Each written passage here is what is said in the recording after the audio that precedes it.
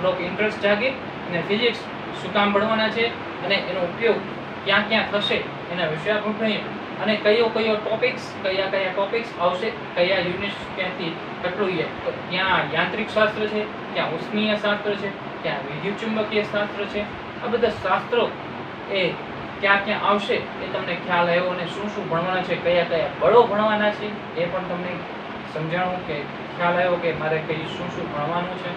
હવે જે આપણે યુનિટ શરૂ કરવા જઈ રહ્યા છીએ એ સેકન્ડ યુનિટ છે કે જે એકમો ઉપર આધારિત છે. જે એકમો બધા યુનિટ્સ એટલે કે 11 અને 12 બધા યુનિટ્સમાં એ એકમો આવતા રહેશે. એટલે કે તમારે એકમનું માપન કરવાનું આવશે. તે ગમે એક યુનિટ્સ હોય એમાં એ યુનિટ્સનું બીજા યુનિટ્સના ક્વેશ્ચનો આવી શકે છે. એટલે કે એનું બેઝિક બીજા યુનિટ્સમાં કરવામાં આવતું હોય છે અને આ યુનિટ્સ એ પ્રેક્ટિકલ લાઈફમાં પણ ઉપયોગી છે. શું કામ કે તમે વિદ્યાર્થી મિત્રો કોઈ વસ્તુ લેવા જાઓ, શાકભાજી લેવા જાઓ, કઠોળ લેવા જાઓ કે કેમાં વધારે ક્વોન્ટિટીમાં લો તો કિલોગ્રામમાં આવતું હોય છે.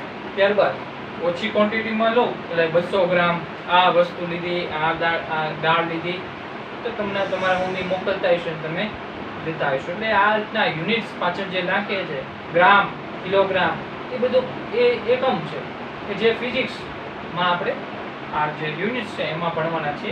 એ પાછળનું સાયન્સ કન્વર્ઝન શીખશું. એક યુનિટ્સ એક રાશિમાંથી બીજી રાશિમાં, એક એકમમાંથી બીજા એકમમાં ફેરવતા એ પણ શીખશું. તો વિદ્યાર્થી મિત્રો આપણે હવે બીજું યુનિટ શરૂ કરીએ. પહેલા તો વિષયાંક લખીએ.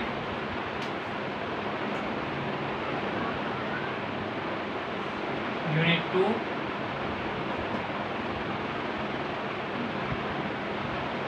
એકમ અને તેનું માપન. એકમ પણ સમજશું અને તેનું માપન કઈ રીતના થતું હોય છે એ પણ સમજશું.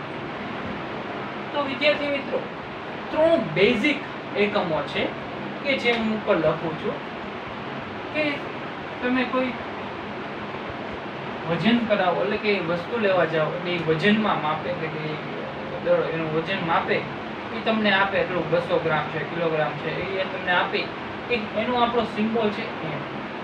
આપણે આ પરિમાણ શોધીએ છીએ એટલે કે પરિમાણથી શરૂ કરીએ છીએ. ત્યારબાદ કોઈ તમે અંતર જુઓ, આ અંતરથી આ અંતર હું ગયો કિલોમીટર, પછી આ બહુ ઊંચું અંતર હોય બધું કિલોમીટરમાં માપે. પછી તમે સ્કેલ વડે જે માપતા હો ફૂટપટ્ટી વડે એ સેન્ટીમીટરમાં આવતું હોય છે, પછી એનાથી મિલીમીટરમાં આવતું હોય છે, તો બધું એલમાં આવશે. ત્યારબાદ સમય બહુ મહત્વનો છે. સમય જતો રહે, કોઈ પણ સમય હોય એ જતો રહે તો પાછો આવતો નથી. તો સમય બધા માટે મહત્વનો છે અને અહીંયા ભૌતિક રાશિઓમાં પણ મહત્વનો છે. તો સમય, દળ, લંબાઈ અને સમય. તો હવે એના બેઝિક પ્રેક્ટિકલ લાઈફ સાથે સાંકળીને આપણે સમજીએ. તો વિદ્યાર્થી મિત્રો પહેલા તો તમે વસ્તુ લેવા જાઓ, 100 ગ્રામ 200 ગ્રામ એવું બધી વસ્તુ હોય તો ગ્રામમાં આવશે. પછી ત્યારબાદ કિલોગ્રામમાં કોઈ વધારે વસ્તુ હોય, જેમ કે મેં જોયું હોય છે કે જે ઘઉંનો બાજકો હોય એટલે આપણે આખો મહિનાનું આપણે આખું અનાજ લેતા હોઈએ છીએ, ચોખા લેતા હોઈએ છીએ, તો એ 25 કિલોગ્રામ ને એવા ઓર્ડરમાં હોય છે. મેં જોયેલું છે 25 કિલોગ્રામ આટલા એક મણમાં એક જે હોય છે બાજકો એમાં હોય છે. ત્યારબાદ જે તેલનો ડબ્બો હોય છે એ 15 કિલોગ્રામ જેટલો હોય છે એક ડબ્બામાં, તમે જોઈ શકો છો. એટલે આમ તેમ થોડું ઓછું વધારે હોઈ શકે. તો વિદ્યાર્થી મિત્રો આ રીતના દળમાં એકમો આવતા હોય છે. હજી એક છે કે જે તોલો, સોનું લેવા જાય, આ બધું તમને એટલા માટે કહું છું કે તમે ક્યાંય છેતરાવ નહીં. ઓકે, એક તોલો બરાબર 11.6 ગ્રામ. આ બધું તમારે ક્યાંય ભણવામાં આવશે ને, એક તોલો આ બધું આવશે પણ આ નહીં આવે. 1 તોલો બરાબર 11.6 ગ્રામ. આ વધારાનું એક્સ્ટ્રા છે પણ બહુ મહત્વનું ઇમ્પોર્ટન્ટ છે. ત્યારબાદ L માં L એટલે કે લંબાઈને લગતા જે વસ્તુ આવતી હોય, જે એકમો આવતા હોય એ જોઈએ. તો પહેલા તો મીટર તો આવે જ છે, પછી કિલોમીટર. તો કિલોમીટરને મીટરમાં ફેરવવું હોય તો 1 કિલોમીટર બરાબર કેટલા મીટર? 10⁻³ મીટર. 10⁻³ મીટર એટલે કે વધારે છે. એટલે કે મેં તમને કીધું બહુ વધુ અંતર હોય તો કિલોમીટરમાં વપરાય. પછી બહુ અવકાશનું માપવું હોય, એથી સૂર્યનું માપ, એ પ્રકાશ વર્ષમાં વપરાય. એ આપણે આગળ જોઈશું. તો એ કિલોમીટરમાંથી પ્રકાશ વર્ષમાં ફેરવવા માટે શું આપણે કેટલી સંખ્યા આવે છે એ પછી જોશું. તો 1 કિલોમીટર બરાબર 10⁻³ મીટર. ત્યારબાદ સેન્ટીમીટર. 1 centimetre 1 kilometre. 1 સેન્ટીમીટર બરાબર 10⁻² મીટર. 10⁻² મીટર. ત્યારબાદ 1 મિલીમીટર બરાબર 10⁻³ મીટર. તો આ રીતના માપન પદ્ધતિમાં આ બેઝિક છે. ત્યારબાદ હવે હું એક્સ્ટ્રા ભણાવું છું જે તમારે આવતું નથી. 1 ઇંચ બરાબર 1 ઇંચ બરાબર 2.66 સેન્ટીમીટર. 2.66 સેન્ટીમીટર. આ ઇંચ ક્યારે વપરાય છે? કે જ્યારે વરસાદ આવતો હોય, કે આટલા ઇંચ વરસાદ પડ્યો, આટલો ઇંચ વરસાદ પડ્યો, ત્યારે 1 ઇંચ એટલે 2.66 સેન્ટીમીટર હોય ત્યારે 1 ઇંચ થાય છે. ત્યારે આપણે સમજવાનું કે એટલો સમજાણું 2.66 સેન્ટીમીટર પડ્યું, પછી 2 ઇંચ હોય તો 2 ગુણાકાર કરવાના. ઓકે, આપણે સેન્ટીમીટરમાં સમજતા હોય તો આ રીતના કરવાનું. ત્યારબાદ ઇંચ આવી જાય. 1 માઇલ્સ બરાબર, માઇલ્સ છે ને એ કિલોમીટર કરતા વધારે હોય છે. કેટલું વધારે હોય છે? 1. અહીંયા 76 હોય છે. 1.6 કિલોમીટર. 1.6 કિલોમીટર. 1.6 કિલોમીટર હોય છે 1 માઇલ્સ બરાબર. એટલું વધારે હોય છે. ત્યારબાદ આપણે કોઈ જમીન લેવા જઈએ, વારમાં આવે, વાર કેટલા વાર. ઓકે, તો તમને ખ્યાલ ન હોય કે 1 વાર બરાબર કેટલા, 1 વાર બરાબર કેટલા. તો પેલા એની માટે પેલા 1 ફૂટ બરાબર કેટલા? 1 ફૂટ બરાબર 30 સેન્ટીમીટર. 30 પોઈન્ટ સમથિંગ હોય છે, 30.123 સેન્ટીમીટર એવું લઈ શકાય. 1 ફૂટ બરાબર. પછી જે આપણે જોવાનું છે 1 વાર બરાબર, એટલે કે જમીન લેવા ગયા છો તમે, તો 1 વાર બરાબર સમજવાનું કે 1 વાર બરાબર 3 ગુણ્યા 1 ફૂટ, એટલે કે 91.44 એવું કાંક આવશે. 91.44 સેન્ટીમીટર. એટલે કે યાદ રાખજો 1 વાર બરાબર 91.44 સેન્ટીમીટર જેટલું હોય છે. એટલે કે તમારે જમીનનું માપન, એટલે કે વાર હોય તો એ તમને ખ્યાલ આવે કે આ વસ્તુ શું છે. પ્રેક્ટિકલ લાઈફમાં તમને પાછા ન પડો. ઓકે, 1 વાર બરાબર 3 ફૂટ. 3 ફૂટ એટલે કે 91.44 સેન્ટીમીટર. તો આ રીતના તમારે બેઝિક તમને કરાવ્યું. હવે સમય બહુ મહત્વનો છે, પોઈન્ટ છે. મેં તમને કીધું એમ કે તમારો સમય જતો રહે, એકવાર સમય ગયો એ સમય પાછો આવે. થોડો કોર્સ આવતા જશે, મોટિવેશન એક ટાઈપનો. તો સમય એ પહેલા તો કલાકમાં હોઈ શકે, અવર. ત્યારબાદ એને મિનિટમાં, એની કરતા મિનિટ અને સેકન્ડ. કલાક, મિનિટ, સેકન્ડ. તો તમને કન્વર્ઝન આવડવું જોઈએ. જેમ કે અહીંયા કન્વર્ઝન કર્યું, અહીંયા પણ કન્વર્ઝન થઈ શકે. 1 કિલોગ્રામ બરાબર 10⁻³ ગ્રામ. ઓકે, તો આ કન્વર્ઝન, આ બધામાં કન્વર્ઝન થાય છે, તો આમાં કન્વર્ઝન થવું જોઈએ. તો કન્વર્ઝન માટે 1 કલાક બરાબર કેટલી સેકન્ડ? 1 કલાક બરાબર કેટલી સેકન્ડ? એ જોવું હોય તો 1 કલાકમાં કેટલી મિનિટ આવે એ જોવાનું તમારે. 1 કલાકમાં કેટલી મિનિટ આવે એવું તમારે ઓલી જે આંકડાવાળી જે ઘડિયાળ આવે છે અને શું કહેવાય ખબર નથી, પણ એમાં જોયું હોય છે તમે 60 મિનિટ થાય પછી એક મિનિટ ઘટી જાય, તો આ 60 મિનિટ અને એ મિનિટમાં 1 મિનિટમાં 60 સેકન્ડ આવે. ગુણાકાર કરશો એટલે 3600 સેકન્ડ આવશે. 3600 સેકન્ડ 3600 સેકન્ડ એટલે 1 કલાક 1 અવર બરાબર 3600 સેકન્ડ એટલે 1 કલાકમાં 3600 સેકન્ડ આવતી હોય છે. ઓકે, તો તમને ખ્યાલ આવી ગયો તો આનો ઉપયોગ ક્યાં થતો હોય છે આપણા ફિઝિક્સમાં, ભૌતિક વિજ્ઞાનમાં ક્યાં ઉપર થાય? જ્યાં તમને કિલોગ્રામમાં કીધું હોય તો તમને ગ્રામમાં પૂછ્યું હોય, સીજીએસ એકમ. પછી આપણે પૂછ્યું જો એમકેએસ એટલે મીટર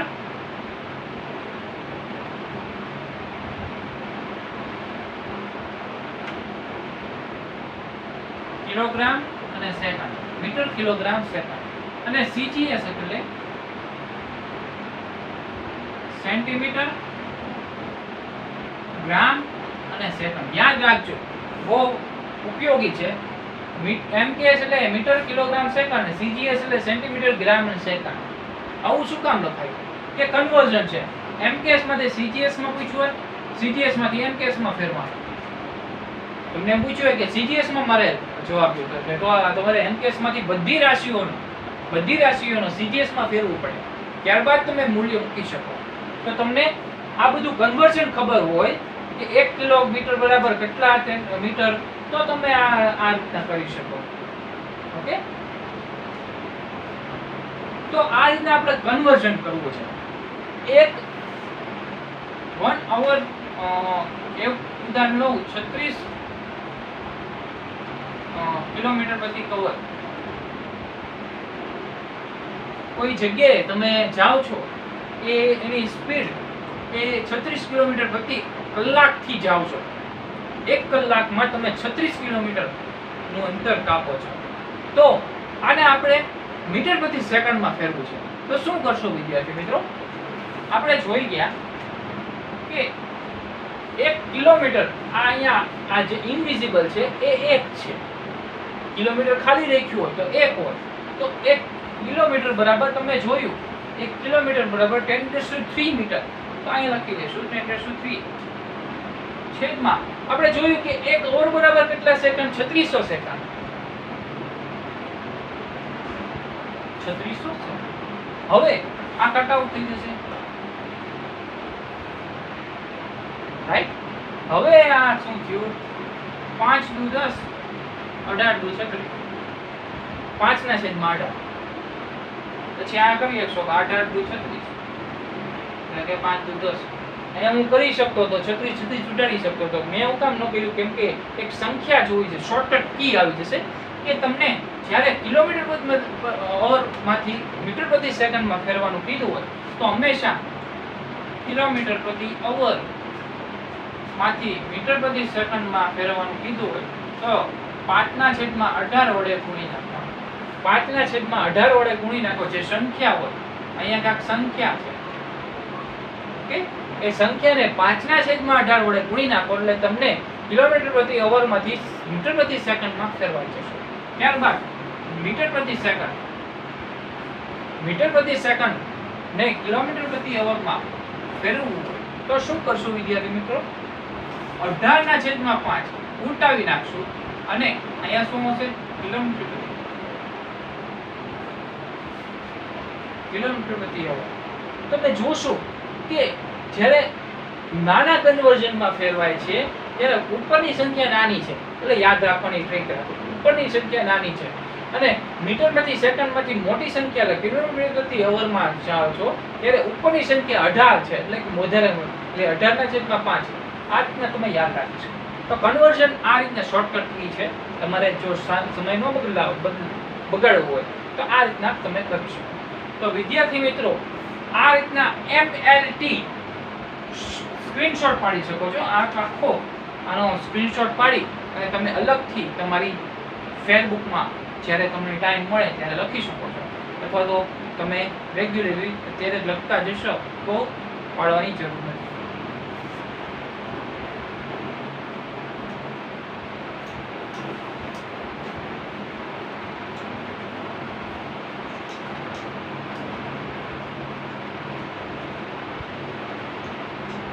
હવે જે યુનિટ્સ છે એટલે કે હવે જે આપણે એ શરૂ કરવાના છીએ એ આ બેઝિક છે MLT એના ઉપરથી જ છે.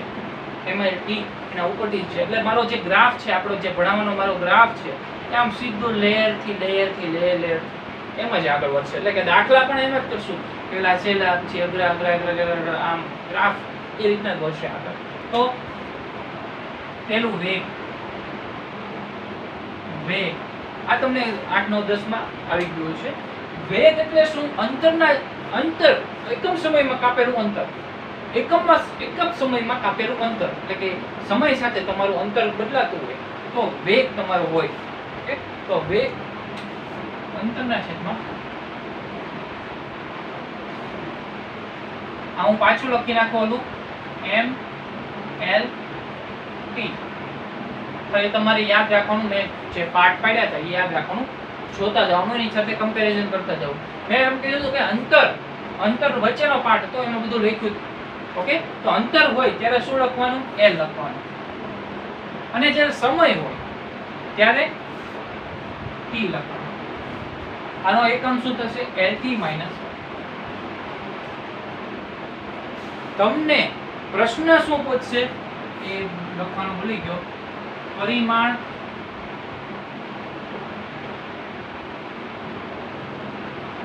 પરિમાણ શોધો એવું કીધું હોય. વેગનો પરિમાણ આપો, પ્રવેગનો પરિમાણ શોધો, એટલે કે નીચે ઓપ્શન આપેલા હોય તો આ રીતના તમારે શોધવાના છે. ત્યારબાદ વેગ પછી આવશે પ્રવેગ. પ્રવેગ એટલે શું? વેગમાં થતો ફેરફાર, સમય સાથે વેગમાં થતો ફેરફાર, એને શું કહેવાય? પ્રવેગ કહેવાય. એટલે વેગના છેદમાં સમય, એટલે કે LT - 1 છેદમાં T. આ જે વેગ છે એનો એકમ ઉપર લખશો, નીચે સમય. શું થશે? LT - 2. પ્રવેગ મળી ગયો. ત્યારબાદ આગળ વધીએ. ત્રીજું બળ. શું થાય છે? બળ દળના ગુણ્યાકારમાં પ્રવેગ. Ma. બળ બરાબર ma. તમારે આગળના ધોરણોમાં આવી ગયું છે આ એક સૂત્ર. દળ ગુણ્યા પ્રવેગ. દળ એટલે m1, પ્રવેગ એટલે LT - 2, L1T - 2. ઈઝી છે. ઉપરથી નીચે લઈ જતા જઈએ છીએ એનો ઉપરનો ઉપયોગ થતો જાય છે, એ રીતના ભણાવું છું. ત્યારબાદ ચોથું કાર્ય. કોઈ વસ્તુ છે એના ઉપર બળ લગાડો તો એના અંતરમાં ફેરફાર થાય. એ અંતરમાં જે તો ફેરફાર એને બળ કહેવાય, એટલે કાર્ય કહેવાય. બળ લગાડતા એના અંતરમાં જે અંતર કાપે એને શું કહેવાય? કાર્ય. FD. શું થશે? આ મૂકી દેવાનું. M1 L1T - 2. D એટલે L1. આનો બે સમાન તો ઘાતનો સરવાળો M1 L2T - 2. પરફેક્ટ. આ બે એકમ છે એ યાદ રાખજો. બધા જે યુનિટ્સ આવે છે મેં તમને પહેલા કીધું કે જ્યાં બળ એ બધા યુનિટ્સમાં શરૂ જ રહે છે. અલગ બળ આવે છે. પેલા ચુંબકીય ગુરુત્વાકર્ષણ બળ, વિદ્યુત ચુંબકીય બળ, ન્યુક્લિયર બળ, વીક ન્યુક્લિયર, સ્ટ્રોંગ ન્યુક્લિયર બળ, બધામાં બળ તો આવે છે. એટલે કે એકમ તો બધે આવતા રહેશે એના. તો બહુ ઇમ્પોર્ટન્ટ છે. ત્યારબાદ કાર્યનો એકમ શું કામ ઇમ્પોર્ટન્ટ છે? કે કાર્યનો જે એકમ છે એના બરાબર ઊર્જાનો એકમ થાય છે. અને ઊર્જાનો એકમ સિવાય ટોર્ક તમારે ભણાઈ ગયું છે. ટોર્ક એના બરાબર થાય છે. એટલે કે બંનેમાં આવે છે. તો બળ અને કાર્ય એ બે ઉપયોગી. ત્યારબાદ તમારે આવશે છે જડત્વની ચાક માત્રા. જડત્વની ચાક માત્રા અને I વડે દર્શાવાય. I બરાબર md². md². તો આનો શું થશે? m1 l2 અને t0 થશે. p છેદ ને દળ m1 એ d l2 d² એટલે તો આ બધું છે એ બધું તમારે યાંત્રિક શાસ્ત્રમાં આવશે. યાંત્રિક શાસ્ત્ર તમારે આ આપણે એટલે ઈ પ્રમાણે આખું જે આપણું 11 છે એ રીતના ભણશું, અલગ અલગ પાર્ટ પાડીને, એટલે તમને ડિફરન્શિએટ કહી શકે. યાંત્રિક શાસ્ત્ર બધા શાસ્ત્રો આપણે ભણવાના છે. મેં તમને આગળના લેક્ચરમાં કહી દીધું, જેમ ધાર્મિક પુસ્તકો હોય તો બધા શાસ્ત્રો કહેવાય, એમ આપણા ભૌતિક શાસ્ત્રો છે. બધા ભૌતિક શાસ્ત્રો છે અને આપણે સ્ટેપ બાય સ્ટેપ આપણે ભણતા જશું અને એમ મજા આવતી જશે. ત્યારબાદ ઉષ્મીય શાસ્ત્ર આવશે.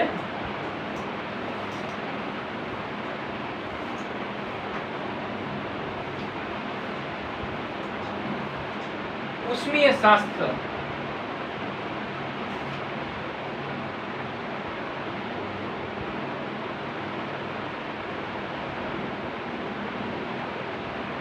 ઉષ્મીય શાસ્ત્રમાં તમારે શું શું આવશે એ જોઈએ. તમારે એવા એકમ આવશે કે દબાણ વિશે આવી શકે. દબાણ એટલે શું? એકમ ક્ષેત્રફળ ઉપર લાગતું લંબ બળ.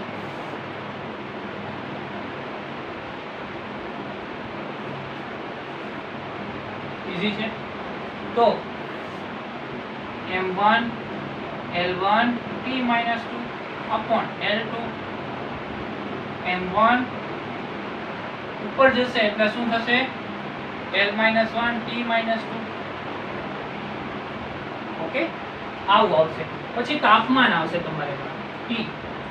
T એટલે થીટા.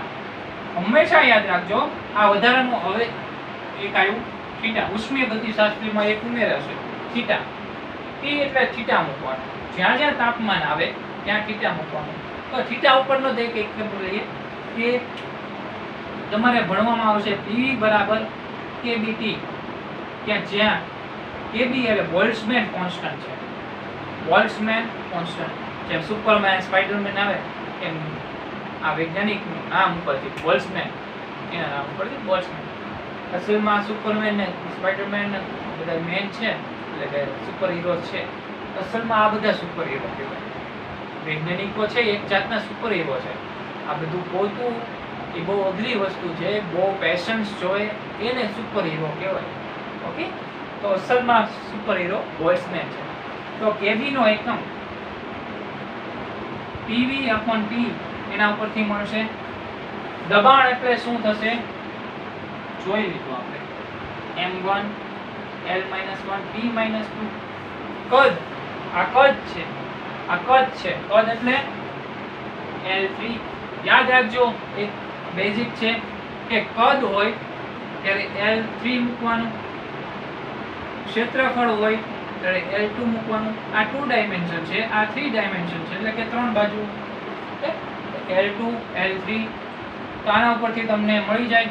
નીચે થીટા મૂકી દો, મળી જશે m1 l2 t-2 અને theta -1. m1 l2 t-2 theta -1. શું મળ્યું? Boltzmann constant. ઉષ્મીય ગતિશાસ્ત્રમાં આટલું આવશે. ત્યારબાદ ઘણા આવતા હશે એકમ, તો આપણે જ્યારે યુનિટ શરૂ હોય છે ત્યારે લેતા જશું.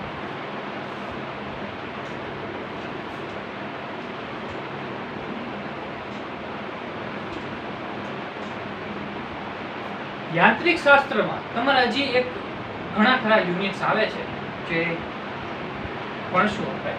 યાંત્રિક શાસ્ત્રમાં આગળના યુનિટ્સમાં વચ્ચેના જે 6 યુનિટ્સ પછી છે એમાં તમારે પૃષ્ઠતાણ આવશે. પૃષ્ઠતાણ એટલે શું? સપાટી પરનું પૃષ્ઠતાણ. પ્રવાહી ભર્યું હોય, કોઈ પ્રવાહી ભર્યું હોય એની ઉપર તમે બહુ ઝૂમ કરીને એવો કેમેરો રાખ્યો અને એની ઉપરથી ટીપું મૂકો, એની ઉપર ટીપું મૂકો અને જોશો એ ટીપું છે ને એની ઉપર બળ લાગે છે. એ પ્રવાહી ભરેલું છે ને એની ઉપર બળ લગાવે, પછી તો એની સાથે સેટલ થઈ જશે, પણ થોડાક સમય માટે એક આમ ઉપર જશે, પછી પાછું નીચે આવશે, પછી પાછું, તો એને બળ લાગે છે. તો શું છે એનો એકમ? એનો F/A. F/A. તો શું થશે? m1 L1 T - 2 છેદમાં L2 m1 L - 1 T - 2. આવડી જશે? સો ઈઝી છે. પછી તાણ આવશે, તાણ.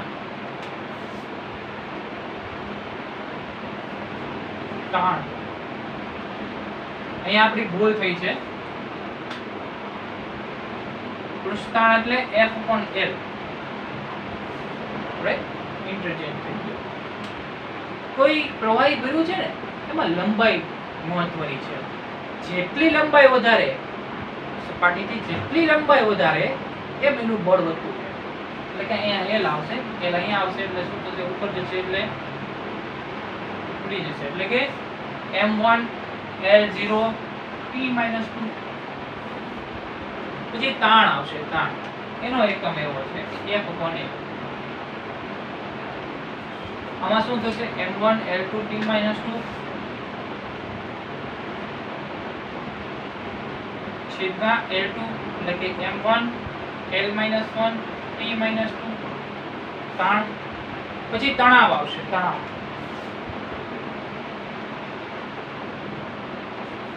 તણાવ એટલે શું? કે કોઈ રોડ છે, કોઈ સ્પ્રિંગ છે, કોઈ એવી વસ્તુ છે જેને ખેંચવાથી એની લંબાઈમાં ફેરફાર થાય છે. શું લાગે છે? બળ લાગે છે. એના કારણે લંબાઈમાં ફેરફાર થાય છે, અને છેલ્લા પહેલા મૂળ લંબાઈ હતી અને લંબાઈમાં ફેરફાર થાય છે, એને તણાવ કહેવાય. તો આ એકમ રહિત થાય. મોસ્ટ ઇન્ટરેસ્ટિંગ કે જ્યાં બંનેના એકમ ઉપર અને છેદમાં બંને એકમ સમાન હોય તો એકમ રહિત થાય. એટલે કે m0 L0 T0, રાઈટ? આ રીતના થશે. તો આ રીતના તમારે આખું ભણવામાં આવતું હોય છે વચ્ચેના યુનિટ્સમાં. હવે આગળ વધીએ કે તમારે અલગ અલગ કોન્સ્ટન્ટ, ગુરુત્વાકર્ષણ અચળાંકનો કોન્સ્ટન્ટ, એવા બધા અચળાંકો આવતા હોય છે, એના વિશે વાત કરીએ. થોડુંક ફાસ્ટ જઈએ એટલે થોડાક એકમો આવી જાય, વધારે પડતા એકમો, અને પછી આપણે MCQ ના અઘરા MCQ આપણે સોલ્વ નો સમય મળી શકે. પ્લાન્ક કોન્સ્ટન્ટ E = h નું. આ જે h છે એ પ્લાન્ક કોન્સ્ટન્ટ છે, પ્લાન્ક કોન્સ્ટન્ટ. ઓકે?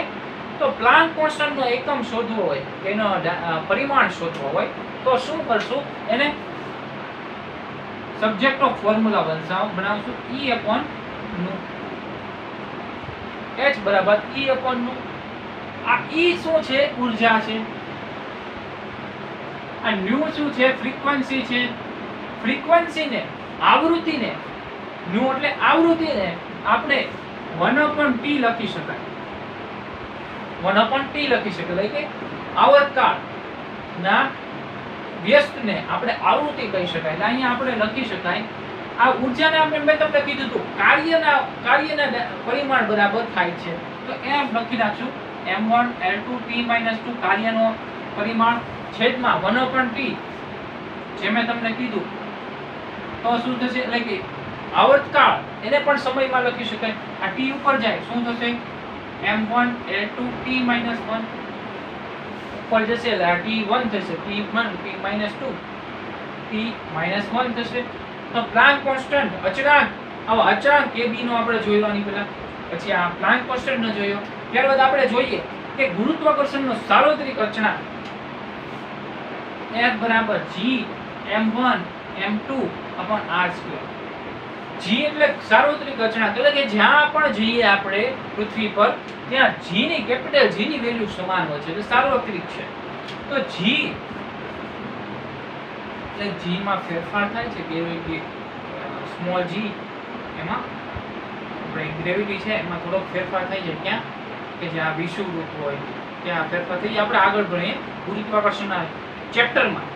આપણે બહુ ડૂબીને સારી રીતના સેટેલાઇટ્સ ને એવું બધું ભણશું. ઓકે, તો આમાં g ને કરતા બનાવીએ. g બરાબર f * r² m1 * m2 થશે.